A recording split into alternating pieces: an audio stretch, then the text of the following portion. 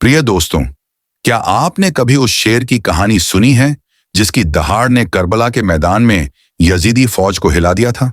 वह शेर इतना ताकतवर था कि उसने इमाम हुसैन के शरीर की रक्षा की और किसी को भी उनके पास जाने नहीं दिया। क्या आपने कभी सोचा कि वह शेर इतना ताकतवर क्यों था? उसने इमाम हुसैन की लाश के पास किसी को क्यों नहीं आने दिया? अगर इमाम हुसैन चाहते तो क्या वह शेर यजीदी फौज को चीर फाड़ नहीं डालता? लेकिन इमाम हुसैन ने उसे हमला करने का आदेश क्यों नहीं दिया? यह शेर अब्बू अल हारिस इमाम हुसैन का इतना वफादार कैसे बन गया? आज हम आपको अब्बू अल हारिस की कहानी सुनाएंगे, जो वफादारी, प्रेम और कुर्बानी की एक ऐसी मिसाल है जो दिलों को हिला देती है। इस कहानी को आखिर तक जरूर पढ़ें, क्योंकि इसमें वह संदेश छिपा है जो आत्मा को झकझोर देता है। यह एक सामान्य दिन था जब इमाम अली मस्जिद में उपस्थित थे और लोगों को धर्म की बातें सुनाते हुए थे। पूरा समुदाय चुपचाप उनकी बातें सुन रहा था। अचानक कुछ लोग डरते हुए मस्जिद में दाखिल हुए। उन्होंने कहा, ऐ इमाम, एक बहुत बड़ा शेर हमारी ओर आ रहा है, हमें बहुत डर लग रहा है। इमाम अली ने अपनी बुद्धिमत्ता और शांति से उन्हें तसल्ली दी और कारण पूछा। उन्होंने बताया कि एक विशालकाय शेर मस्जिद की ओर बढ़ रहा है। इमाम अली मुस्कुराते हुए बोले, घबराओ मत, वह किसी को नुकसान नहीं पहुंचाएगा। तभी सचमुच एक विशाल शेर मस्जिद में दाखिल हुआ, लेकिन हमला करने के बजाय वह सीधे इमाम अली के कदमों में आकर अपना सिर रख दिया। सभी लोग हैरान रह गए। इसके पीछे एक छोटा सा शेर का बच्चा भी आ रहा था। यह शेर नहीं बल्कि एक शेरनी थी। उसने मानव भाषा में कहा, ऐ मौला, यह मेरा बच्चा है। इसके पिता की मौत हो चुकी है और मैं नहीं चाहती कि इसे इंसानों से कोई नुकसान पहुंचे। मैं इसे आपके पास सौंपने आई हूं ताकि यह सुरक्षित रहे। इमाम अली ने स्नेहपूर्ण स्वर में कहा, चिंता मत करो, मैं वादा करता हूं कि यह बच्चा कभी यतीम होने का दुख नहीं महसूस करेगा। शेरनी ने पूछा, मौला, इसकी देखभाल कौन करेगा? इमाम अली ने उत्तर दिया, मेरा बेटा हुसैन, यतीमों की परवरिश में उससे बेहतर कोई नहीं। इमाम हुसैन को बुलाया गया। उन्होंने बच्चे को अपनी गोदी में लिया, उसके सिर पर प्यार से हाथ फेरा और कहा, आज से इसका नाम अबू अल हारिस होगा और यह हमेशा मेरे साथ रहेगा। शेरनी ने राहत की सांस ली। इमाम हुसैन के कदमों में सिर झुका दिया और जंगल की ओर वापस चली गई। इस तरह अब्बू अल हारिस की जिंदगी का नया सफर शुरू हुआ, जैसे उसे अपना असली घर मिल गया हो। समय बीतता गया और वह छोटा बच्चा एक शक्तिशाली शेर बन गया। जहां जहां इमाम हुसैन जाते, अब्बू अल हारिस उनके साथ होता। वह केवल एक जानवर नहीं था, बल्कि इमाम का वफादार साथी और रक्षक बन चुका था। लोग उसे अब्बू अल हारिस के नाम से जानने लगे। उसका दिल इंसानों से भी ज्यादा नरम और समझदार था। इमाम हुसैन से उसकी मोहब्बत इतनी गहरी थी कि दिन हो या रात, आराम हो या सफर, वह हमेशा उनके कदमों से जुड़ा रहता। अब्बू अल हारिस जैसे जैसे जवान और ताकतवर होता गया, उसकी गूंजदार आवाज और रौबदार चाल से लोग डरने लगे। जब वह गलियों से गुजरता, लोग कांप जाते। एक दिन कुछ लोग इमाम अली उसकी सेवा में उपस्थित हुए और कहा, ऐ मौला, वह शेर जो इमाम हुसैन के साथ रहता है अब बहुत बड़ा और खतरनाक हो गया है। हमें डर है कि कहीं वह किसी को नुकसान न पहुंचा दे। यह सुनकर इमाम अली कुछ देर चुप रहे। उनकी आंखों में अब्बू अल हारिस की मासूमियत और वफादारी की यादें चमक रही थीं, लेकिन वे लोगों के डर को भी समझ रहे थे। घर लौटकर उन्होंने देखा कि इमाम हुसैन एक कोने में चुपचाप बैठे हैं। नर्म आवाज में कहा, बेटा हुसैन, लोग कह रहे हैं कि अब्बू अल हारिस बहुत ताकतवर हो गया है। वे डर रहे हैं। मेरी सलाह है कि उसे अब तुम आजाद कर दो।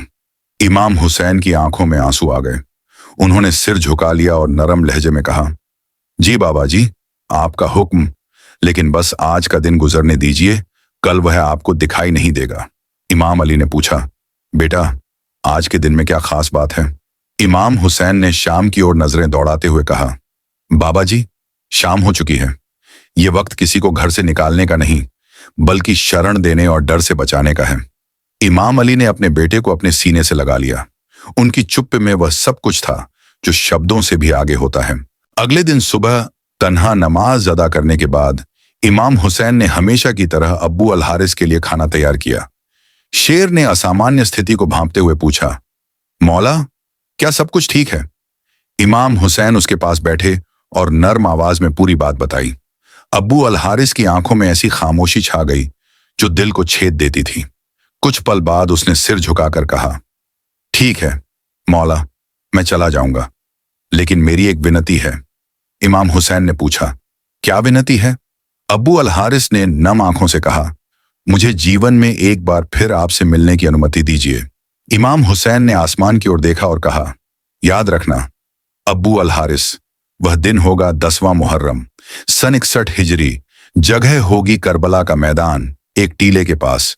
तुम्हें एक आवाज सुनाई देगी, बस वही समय होगा। उस समय तुरंत आना, मैं तुम्हें बुलाऊंगा। अब्बू अल हारिस ने पूछा, मौला, क्या आप खुद मुझे आवाज देंगे? इमाम हुसैन की आंखें नम हो गईं।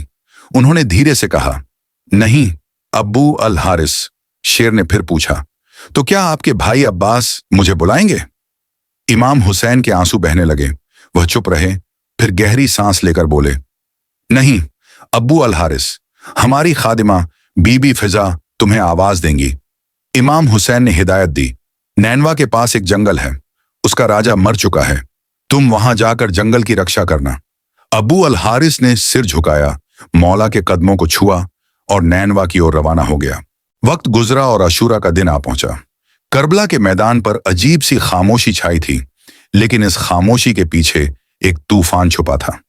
जब इमाम हुसैन शहीद कर दिए गए, उमर बिन साद ने हुक्म दिया कि उनके पाक शरीर को घोड़ों से रौंद कर मसल दिया जाए। जब यह खबर खेमों तक पहुंची तो चीख पुकार मच गई। बीबी फजा हजरत जैनब के पास आई और कहा, ए मेरी पाक सादी, मुझे एक वाकया याद आया। रसूलुल्लाह एक सफर में समंदर के किनारे एक टापू पर पहुंचे, जहां उनका सामना एक शेर से हुआ।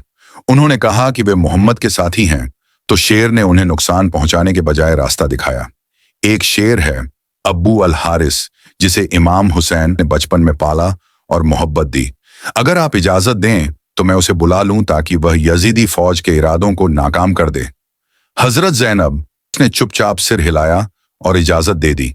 बीबी फरजा अपनी उम्र के बावजूद तेजी से जंगल की ओर दौड़ी।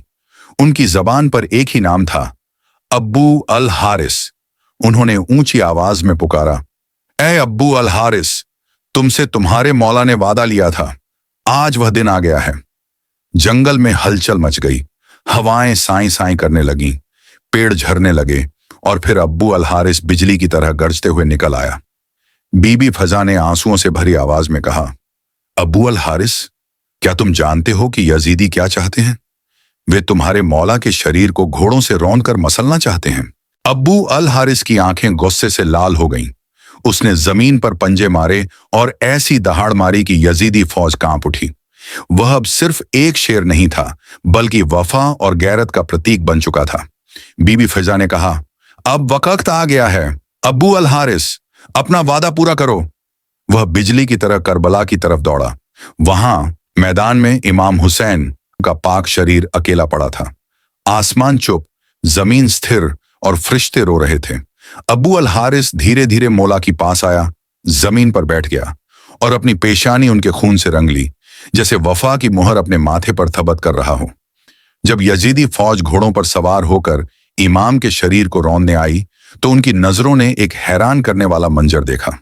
एक शेर इमाम हुसैन के शरीर के पास बैठा था। घोड़े डर से हट गए, सिपाही कांपने लगे और कोई भी पास आने की हिम्मत नहीं कर सका। यह कोई आम शेर नहीं था, यह अब्बू अल हारिस था, वही यतीम बच्चा जिसे इमाम हुसैन ने अपनी गोद में पाला था। आज वह अपने मौला की हिफाजत कर रहा था। जब यह खबर उमर बिन साद तक पहुंची, उसका चेहरा पीला पड़ गया। उसने कहा, इस वाक़े को राज रखो, वरना जुल्म का चेहरा हमेशा के लिए बेनकाब हो जाएगा। बीबी फिजा खेमों में वापस आई और हजरत जैनब उनसे कहा, सिदी, मौला का शरीर सुरक्षित है, अब्बू अल हारिस वहां मौजूद है और कोई यजीदी पास नहीं आ सकता। अब्बू अल हारिस कई घंटों, शायद कई दिनों तक उसी जगह बैठा रहा जहां उसका मौला बिना कफन के आराम कर रहा था। जब काफिला शाम के लिए रवाना होने को तैयार हुआ तो इमाम जैन अल आबिदीन ने बीबी जैनब से कहा, फूफी, अब्बू अल हारिस से कहो कि वह अब चला जाए, उसने अपना वादा पूरा कर दिया। बीबी फजा फिर से उसके पास गई और पुकारा, ए अब्बू अल हारिस, मौला का हुक्म है कि तुम अब चलो। अब्बू अल हारिस ने बीबी फजा की तरफ देखा। उसकी आंखों में आंसू थे, दिल में एक टूटा हुआ सुकून। वह उठ खड़ा हुआ, मौला के पाक शरीर के पास आया, आखिरी बार सिजदा किया और करबला की रेत से धीरे धीरे दूर चला गया। बीबी फजा ने देखा कि उसकी आंखों से आंसू बह रहे थे। प्रिय दोस्तों, यह अब्बू अल हारिस की कहानी कुरान या प्रमाणित हदीस में नहीं मिलती। यह एक लोक कथा है जो इमाम हुसैन से प्रेम और श्रद्धा के प्रतीक के रूप में पीढ़ी दर पीढ़ी सुनाई जाती है। हमारा उद्देश्य इसे ऐतिहासिक सत्य साबित करना नहीं है, बल्कि वफा, प्रेम और कुर्बानी के भावनाओं को आप तक पहुंचाना है। रसूलुल्लाह ने फरमाया, जो शख्स किसी मजलूम की मदद करता है, अल्लाह क़यामत के दिन उसकी मदद करेगा। मुस्नद अहमद 24,453। और यह भी फरमाया, जो मखलूक पर रहम नहीं करता, अल्लाह उस पर रहम नहीं करेगा। सही बुखारी 5,997।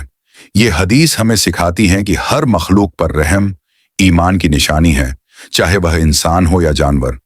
इमाम हुसैन और अब्बू अल हारिस की यह कहानी इसी रहम और वफा की जीवित मिसाल है। अगर यह कहानी आपके दिल को छू गई हो तो इसे दूसरों के साथ साझा करें।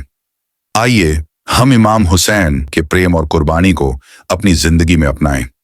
अल्लाह हमें इस्तिकामत अता करें। अगली मुलाकात तक अल्लाह हाफिज।